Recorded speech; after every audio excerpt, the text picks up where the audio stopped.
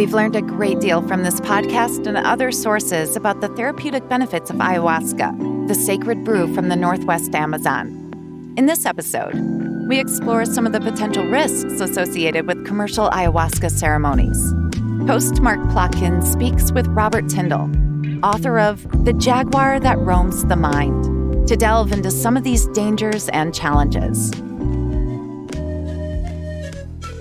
Hello, everyone. This is Mark Plotkin, Dr. Mark Plotkin of the Amazon Conservation Team, a host of the podcast Plants of the Gods. We're closing in on 1 million downloads, and I think the reason for that are multifold. One is that there's so much interest in the topic. The other is that there are really very few sources where the information is reliable, up-to-date, scientific, and hopefully compelling. And I can think of nobody else who embodies that better than our special guest today, my friend Robert Tindall. He has such an interesting background. I'm going to read it to you because I can't do it justice off the top of my head.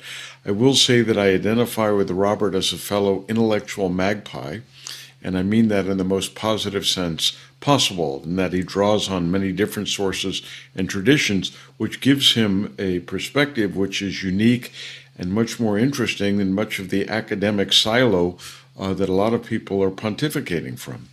So let me tell you a bit about Robert, because you're in for a treat. He's a storyteller, father, classical guitarist, practitioner of Zen Buddhism, and an Amazonian vegetalismo. So he is a multifaceted, multi-talented fellow, and I highly recommend his books, The Jaguar That Roams the Mind, which I particularly like the foreword to, The Shamanic Odyssey, Homer, Tolkien, and the Visionary Experience, and The Sacred Soil, Biochar, and the Regeneration of the Earth. So here we have somebody writing about soil science, the Homeric tradition, and ayahuasca, which is the sort of broad perspective that I think is often lacking in the innumerable interviews, podcasts, and discussions on ayahuasca. So thank you and welcome, Robert. It's really a joy to be here. And I've always been honored by the way that you wrote the introduction to The Jaguar. I was an unknown author, and you actually read the manuscript and honored me with that foreword. And I've always been touched by that. Well, thank you. It was meant most sincerely, and it was indeed accurate. Now, I have to say, of all the topics that we've covered on Plants of the Gods, from ayahuasca to Frank Zappa, ayahuasca is the theme that commands the most interest. And if you haven't listened to our earlier episodes on ayahuasca and Richard Schulte's in the search for ayahuasca, I commend you and recommend you to do that. But I want to get a bit deeper into the issue because Robert has a unique and personal, not just story, but stories to tell. So can you tell us a bit about your experience, Robert, your work, your partnership with Susanna, your knowledge of the Peruvian tradition in terms of what's real and what's not real? Well, like you put so well, and I really appreciate the magpie reference because the corvid species is definitely my favorite bird. And I am definitely a magpie. I'm not an expert. I don't have credentials, but back in the early 2000s, I was working on deep healing for myself. And I had about 20 years of Zen practice beneath my belt at that point. I had begun training at a Zendo in Honolulu with Robert Aiken Roshi when I was 19 years old. And when I first had the opportunity to drink ayahuasca, it was kind of like putting high-octane fuel beneath my zafu. And suddenly, in an evening's work, I felt like I'd gotten 10 years done of development. And that just created a burgeoning love for what is this plant? What is this tradition? Where did it come from? Who are these people that convey it to us? And within a couple of years, I was living in the heart of the Amazon rainforest with at the center called Mayantu-Yaku, which was just beginning at the time, with an Ashaninkan shaman. Spell the name of Mayantayaku for us, please. Sure. Mayantuyacu.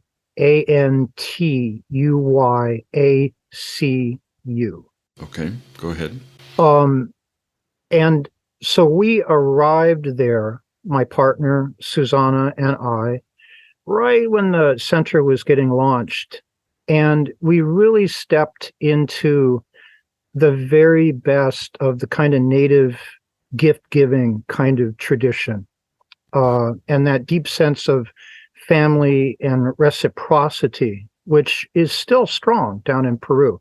And we were there for many months. We had gone, I was writing my book, and what I wanted to do was to take people on a quest into the rainforest and a healing narrative about how the plants work, rather than, most of the literature at the time were just little snippets here and there about a process. And I wanted to write something that would take someone on the adventure. And wow, did we have an adventure. And in the process, we went from being sort of observers to really becoming full-fledged apprentices of Juan Flores. And we continue deeply in that connection to this day, 20 years later. Well, I'm struck by your comment about being an amateur, because one of the most popular guests that we've had the honor of having on the program is Paul Stamets, who doesn't have a PhD. Okay, and Schultes, my mentor, the inspiration for this podcast, often said, these indigenous peoples, they may not be able to write their name, they might not even have a pair of pants, but they know a lot more than we ever will. So this whole idea of what's an expert is endlessly fascinating, endlessly challenging, as you know. I often refer people to Michael Pollan's book, How to Change Your Mind, because like you, I'm sure, I'm getting these calls from people saying, oh, my kid is depressed or has these emotional issues. I want to go to Peru and take ayahuasca. What do you think? And as Pollan points out, some of these people are held together with Scotch tape. And these are the last people that should be seeking out entheogenic substances, be it mushrooms or peyote or ayahuasca, kind of on their own. And so my question for you is, how do people find who's a real shaman and who isn't? How do people find what's a real retreat that's serious about healing rather than serious about money? It's becoming more and more difficult to do that. Just the commodification of ayahuasca has radically changed the terrain. And so, essentially, these are family traditions. And like I learned over my years of practice with the Native American church in the peyote way, these aren't meant to generate profit. They are traditional ways that are conveyed in a spirit of prayer that are meant for healing, the sustenance of the culture. And built into that tradition is the understanding you need to support your local shaman. And so, of course, with the whole disruption of the traditions down there and their gift economies and their connection with the land, more and more things have been shifting into the current capitalist model that we're all caught in. So anything you find on the internet, you should distrust immediately, because it's already, in that model. And so it's a very difficult question to answer. I have my own family connections down there that I cultivate and continue with. But in terms of finding a reputable shaman, maybe you want to move there for a while. I really don't want to make this sound like it's convenient or easy. Good. You shouldn't. Yeah. This whole commodification of the sacred, I think, has screwed up a lot of spiritual traditions, not just ayahuasca. I think the major organized religions, this is a problem, the selling of the indulgences.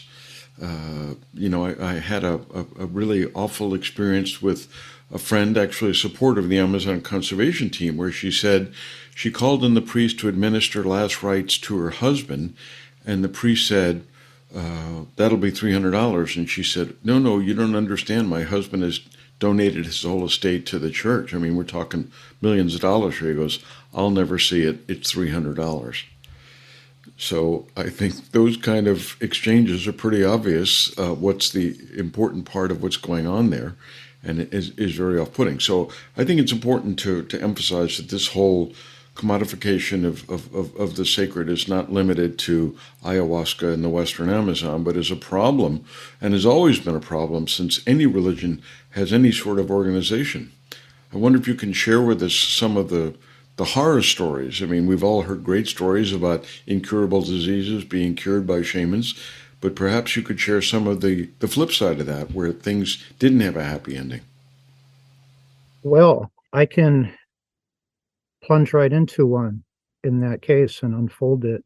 I'm grateful for a chance to share this experience. I think this is the terrain that gets uncovered in work with entheogens that people need to know about, especially if they're newbies and are just beginning to like dip their toe into this deep ocean that we've inherited. And I want to kind of issue a caveat first that, David Lewis Williams called this the intensified trajectory of consciousness. It's a lot like dreaming while you're awake, and very accelerated healing processes can sometimes happen in these states, as well as very serious damage to people's psyches. So I want to begin by reading the account of Daniel, who came to me not so long ago. He was an old friend, and it was clear to me that he was suffering very intensely from something. But let me share his words. About a year ago, I sat 40 pounds overweight, drunk on my living room couch. It was around noon, and I was staring at a chef's knife lodged in the wall across the room. Moments before that, I came very close to slicing my wrist with it. Instead, I threw it.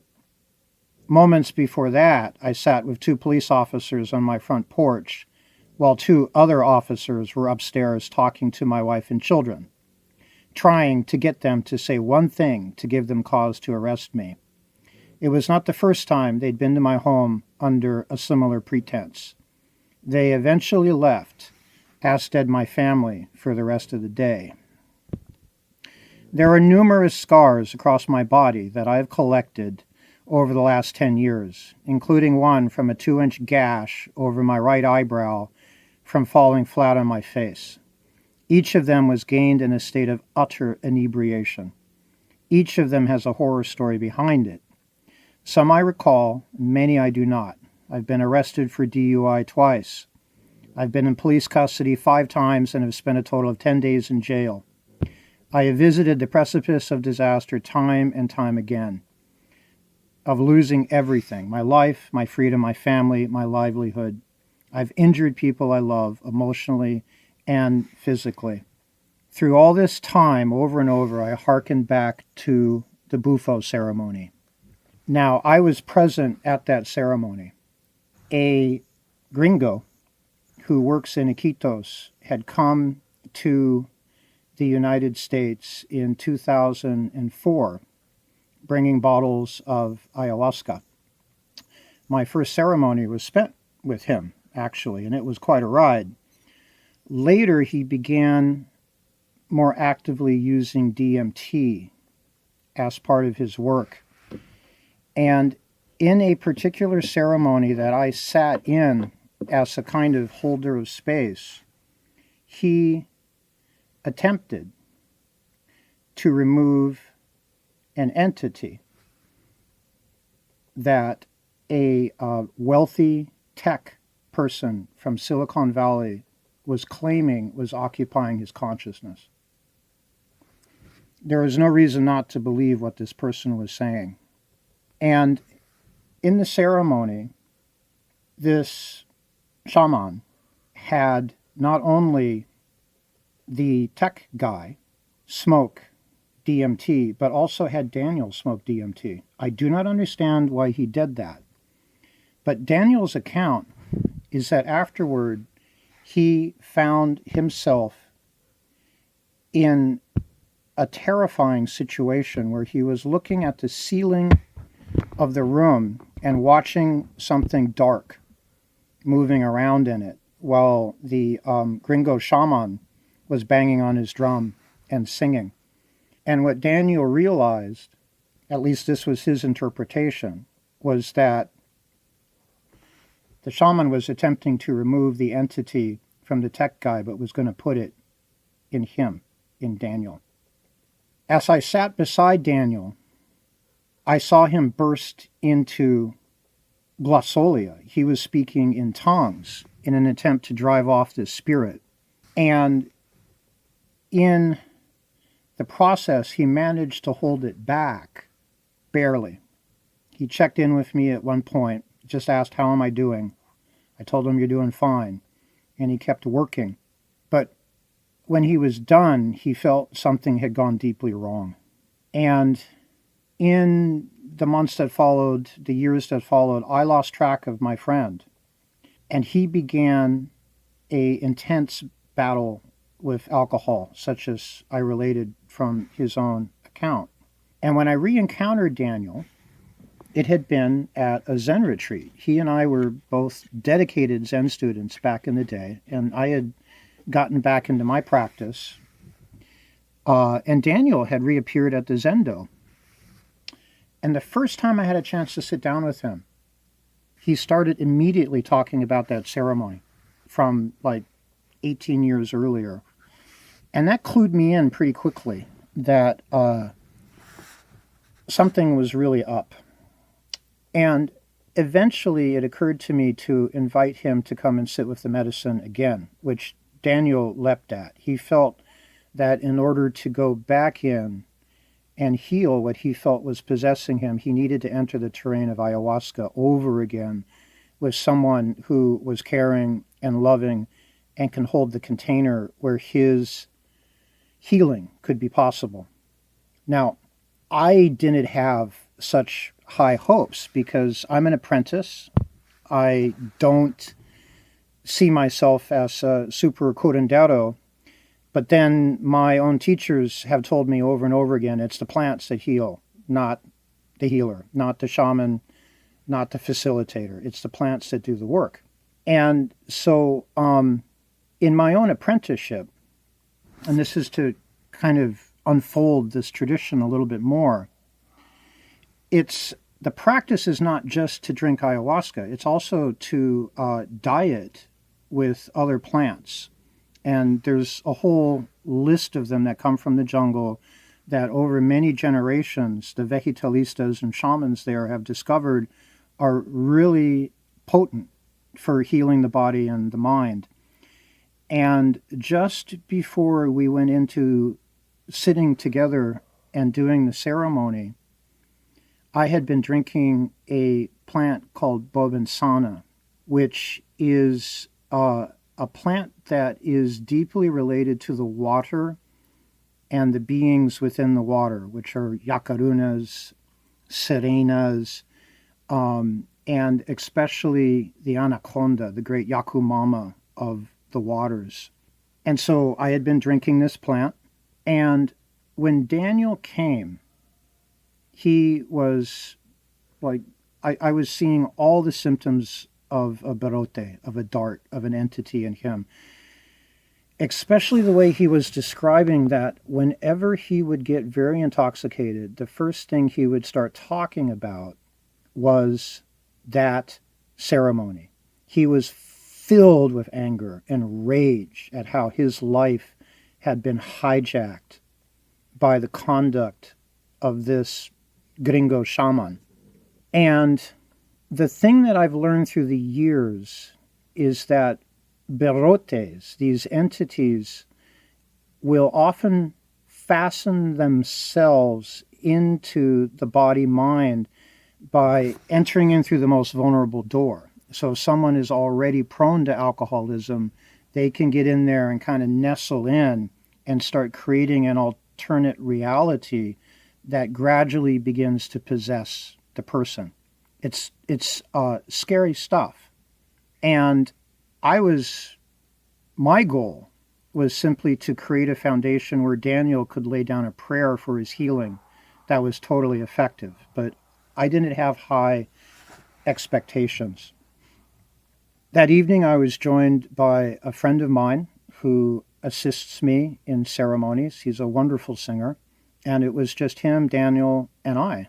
And we drank medicine, which I had been keeping for years. It came from my maestro, Juan Flores, down at Mayantiyacu.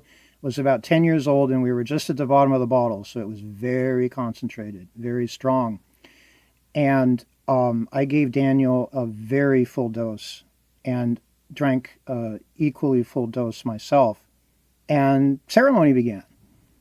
Now, in this tradition, of course, you're sitting in the dark and you're using Icaros as a way to call in the spirits and the healing, the doctors, the doctoras that are the healers in this tradition, as well as the ancestral shamans that work in the lineage of my particular teacher.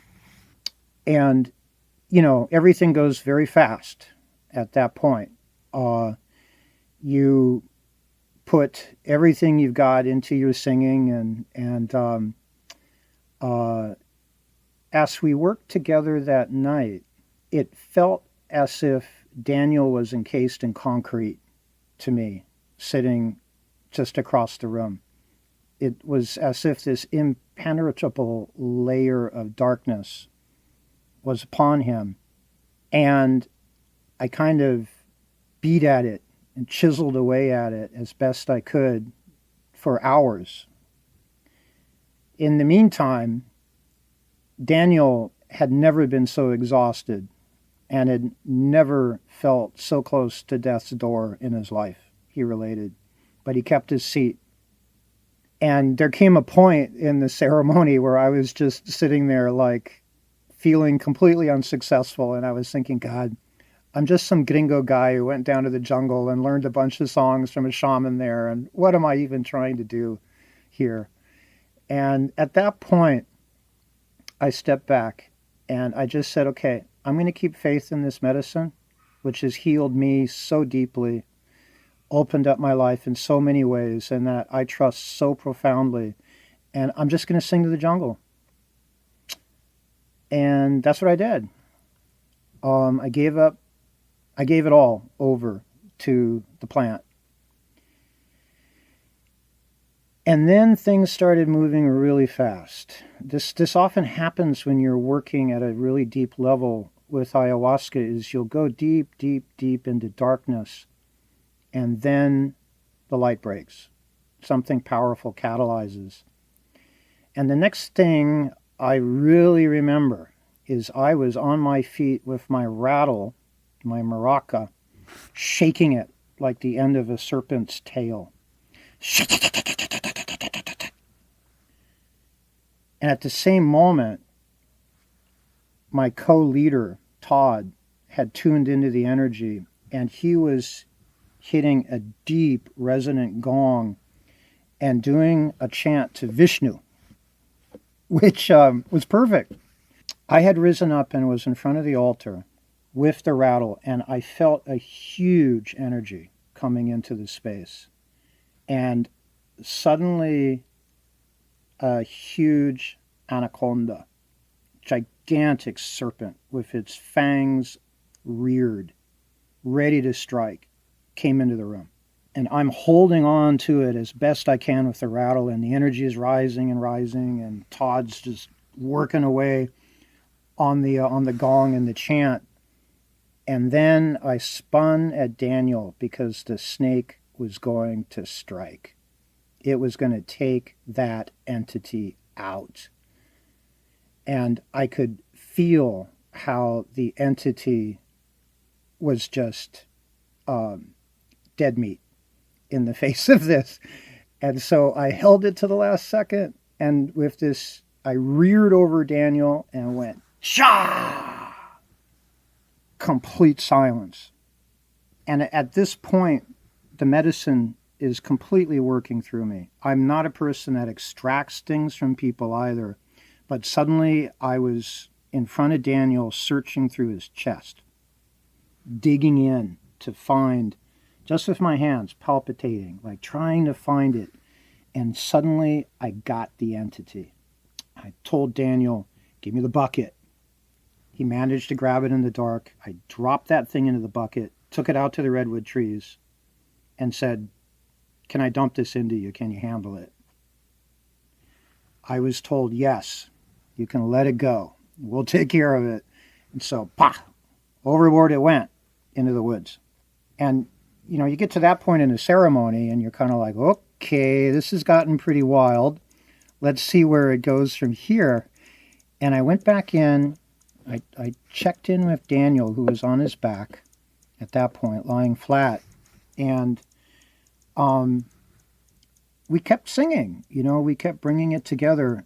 And eventually, when he could sit up and get before the altar and use some tobacco to pray and to listen, I talked with him at great length about how it's one thing to make an opening with these kinds of medicines, but it's another one to realize it in your body. It takes time, and how careful he needed to be around alcohol, because this spirit had clearly been possessing him enough that it had been shaping his consciousness in such a way that, yes, it was out to kill him, yes, it was out to possess him, and he could easily trip up and fall back into the same behavior and danger to his life that he'd been in before. But incredibly, the excision of this entity from my friend was total. Daniel himself wrote an account of what it was like at the conclusion for him. He said, as the ceremony wound down, I laid on my back, beginning my recovery from the most exhausting journey I had ever endured. I watched a thought pattern glide across my awareness. It was a very familiar pattern, a series of ideas that was aimed at constructing a moment where I would drink alcohol. This dynamic had been the life force for the alcoholic behaviors that very nearly killed me. Except in the past, this thought pattern was like a marble rolling in a deep ditch, with no other way to go except in the way the ditch directed. But now the ditch was a mere trace, only a fraction of the height of the marble itself, so the thought marble rolled right out of that slight indentation and vanished, with no power to build upon itself or move me to act. That night, I dreamt of a new me, a me that didn't drink alcohol. I woke up the next morning still that person. It was Easter, and I attended the family gathering where, for so many years prior, I had consumed copious amounts of wine and whiskey. I had no desire whatsoever to drink. I was making a dressing in the kitchen when I accidentally placed a small drop of sherry cooking wine on my tongue, thinking it was vinegar. I viewed it as one would a drop of poison. Every night for weeks, and now months, I meet my non-drinking self in my dreams, and every morning I wake up a non-drinking person. I make no effort to avoid alcohol. It is as natural and obvious as not inflicting physical harm on myself. I share this story for anyone who wishes to explore or continue to explore the world of Amazonian plant medicines. I have a very limited set of experiences, but this tale both reveals their enormous healing powers as well as the grave dangers one may encounter when not working with loving people. Do not endeavor to use these medicines with so-called shamans who possess a powerful relationship with these medicines but also lack basic moral integrity. Conversely, for those suffering from mental and spiritual diseases, know that there exists in the world plants, people, and spirits that may be able to heal your wounds. So, to conclude, this was a really big teaching for me. And I share it because there is so much lack of awareness in the West about how these plant medicines are primarily spirits. They are not molecules. They're not chemicals. That is how they appear when you study them from a scientific methodology, which is all well and good. But when it comes down to the healing work, when it comes down to the ceremonial work, that sense of respect and veneration and training, where we are aware of our own shadow and we're humbled before the plants. You know, my own teacher, Juan, used to always say, I'm just a student of the plants. And I've watched him down through his career veering away sometimes and, you know, getting a little iffy, but always coming back, always being stable, always having that deep core in his work, as we all do. And I feel very grateful that I was able to help my friend with the backup, with the tradition and the teachings of the lineage that I've studied with in the Amazon rainforest. Ceremonial container is crucial. And one other element that we often don't know about is the intention of those who make these medicines, the love that they put into creating these brews, the healing intentions, the prayers that they make over their medicines are essential to doing deep work. They are the conduit. They are the doors that open up the possibility of healing for us. And I urge everyone, pay attention to the medicine you're drinking, not just the behavior of the self-purported shaman that you're dealing with. Where did the medicine come from? What's the ceremonial container that you're in? Be safe. Take care of yourself. Well, that brings a couple of things to mind. Thank you for sharing that.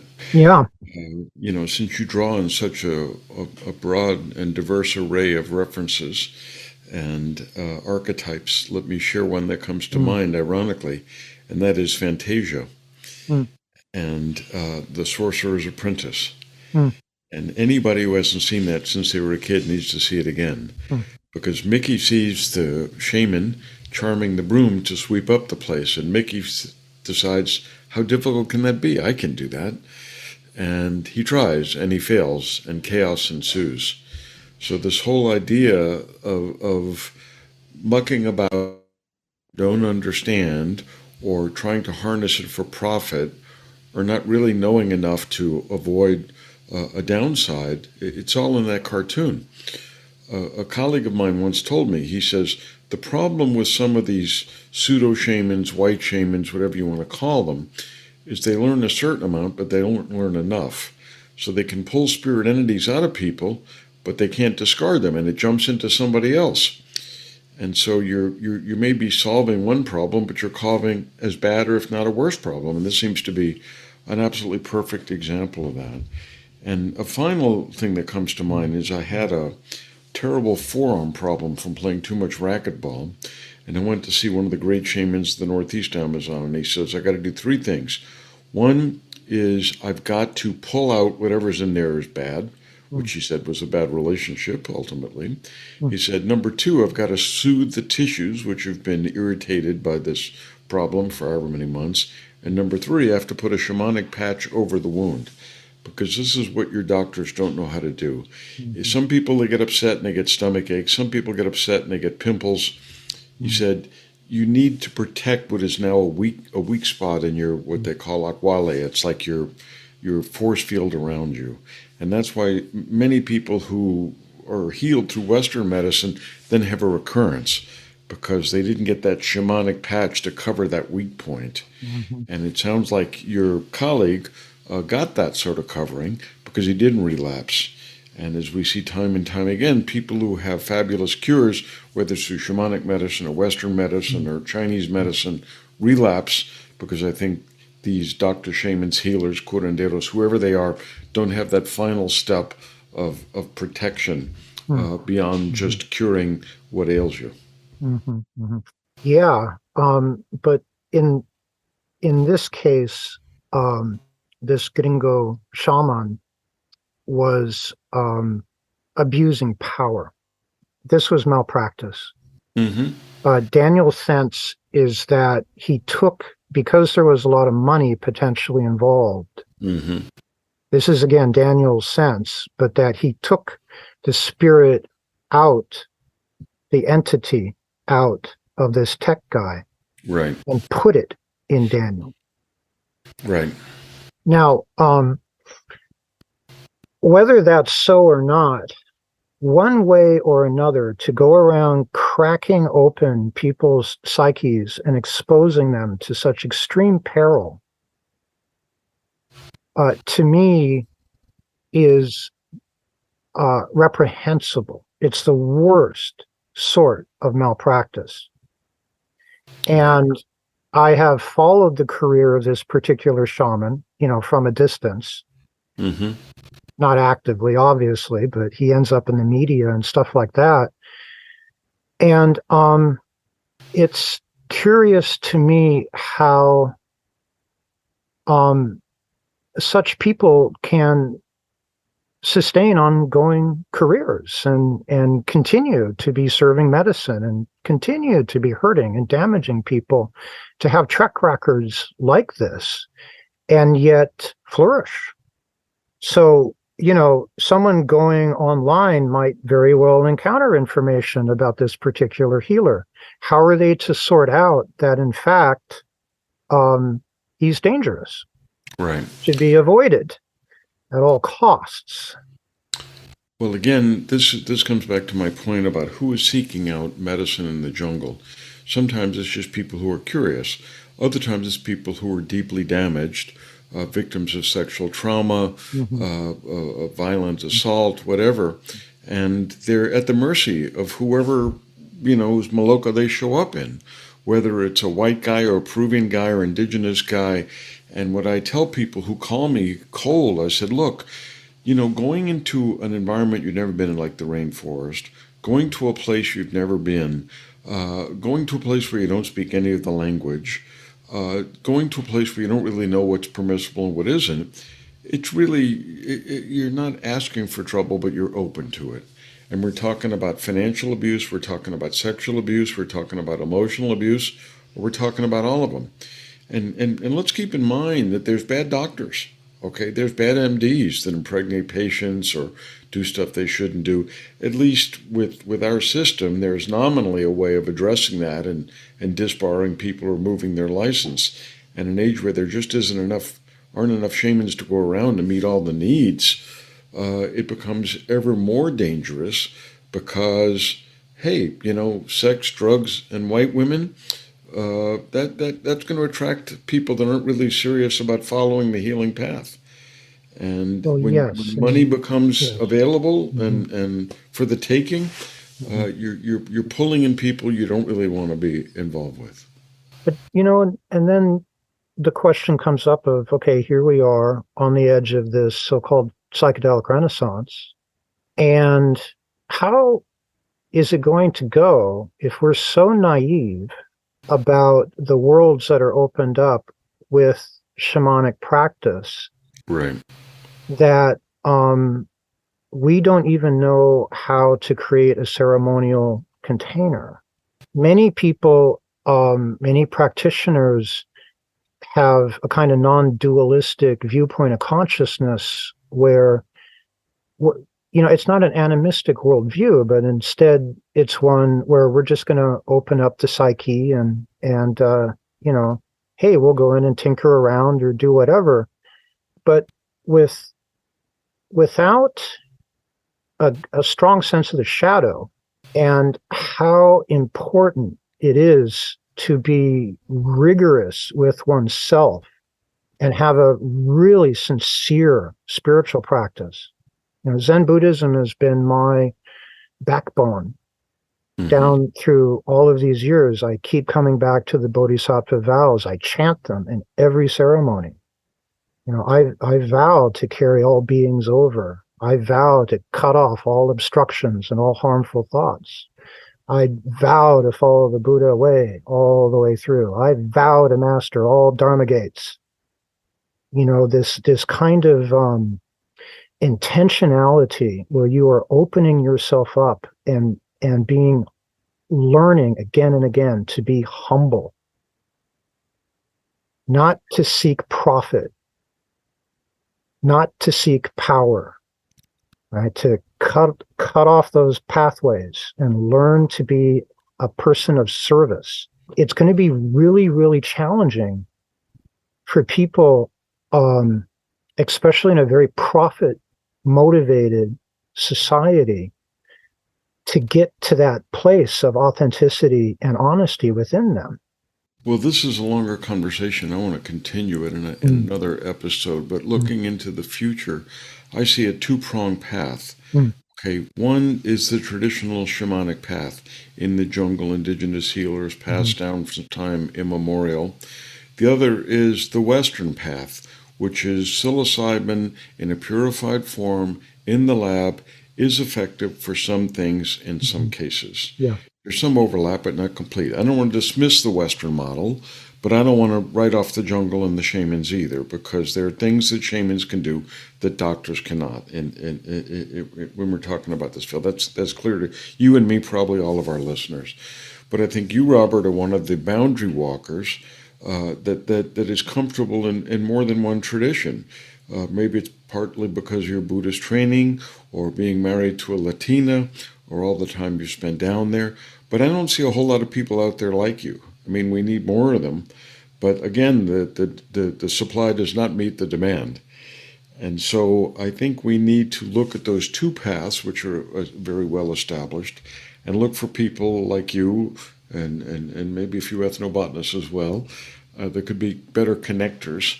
So it's not one or the other, but that people don't have a choice of, these rent-a-shamans off the internet that can cause so much worse than they're attempting to cure, even though in some cases they are effective. In some cases, there are success stories out there, but like they used to say in ancient Rome, let the buyer beware, because I think it's a lot easier to get this wrong than to get it right. And there's beginner's luck. There's always beginner's luck. I think it's when people are seeking deeper healing that these issues really will come to the fore. And of course, it's such a mess. It's such a mess right now. Drugs floating around in the streets. I want to wind down with one story that kind of broaches the topics we talked about, where I was seeing a great Lianas shaman in Suriname, and I'd had this persistent tendonitis that nobody could fix. And I said, can you ever look at this? And he said, yeah, sure, I can fix this. And I said, okay, let's get started. He goes, oh no, you're going to have to pay me. And I thought, what? I'm in the middle of the pristine Amazon forest 40 years ago, and there's a shaman asking for money? And I said, well, how much? He goes, I don't know, I have to cure you first. I thought, okay, well, here's a healthcare system with cost controls built in, right? It wasn't so much about the money. It was like, let me heal you and then we can talk. And I thought that's a much healthier attitude than saying, $400,000 up front and I can cure your schizophrenia or fix your kid. And so I don't think that we can, in this world, rule out the profit motive completely. Yeah. But like they say in Colombia, if somebody announces he's a shaman, he's not a shaman. Mark, this morning I was reading Lewis Hyde's book, The Gift, and he spoke so completely to the point that you just brought up. He points out in this, it's a brilliant book, and it's his understanding of the gift comes from a lot of deep study of ethnography and traditional cultures. And he says a fee for service tends to cut off the force of gratitude. The point is that a conversion, in the general sense, cannot be settled upon ahead of time. We can't predict the fruits of our labor. And by this, he means deep labor, not work that we do by the hour, but the deep labor that goes on through our lives and has its own rhythm and its own depth. We can't even know if we'll really go through with it. Gratitude requires an unpaid debt. Yep. And we will be motivated to proceed only so long as the debt is felt. Mm-hmm. If we stop feeling indebted, we quit. Mm-hmm. And rightly so. To sell a transformative gift, therefore, falsifies the relationship. It implies that the return gift has been made when, in fact, it can't be made until the transformation is finished. Right. A prepaid fee suspends the weight of the gift and depotentiates it as an agent of change. Therapies and spiritual systems delivered through the market will therefore tend to draw the energy required for conversion from an aversion to pain rather than from an attraction to a higher state. There is no way to pay for a higher state unless you're in it.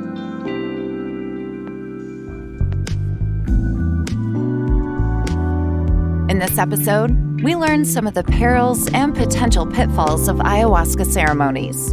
If you have learned from and enjoyed this and other episodes, please give us a 5-star review and recommend Plants of the Gods podcast to friends, family, and other like-minded souls and psychonauts.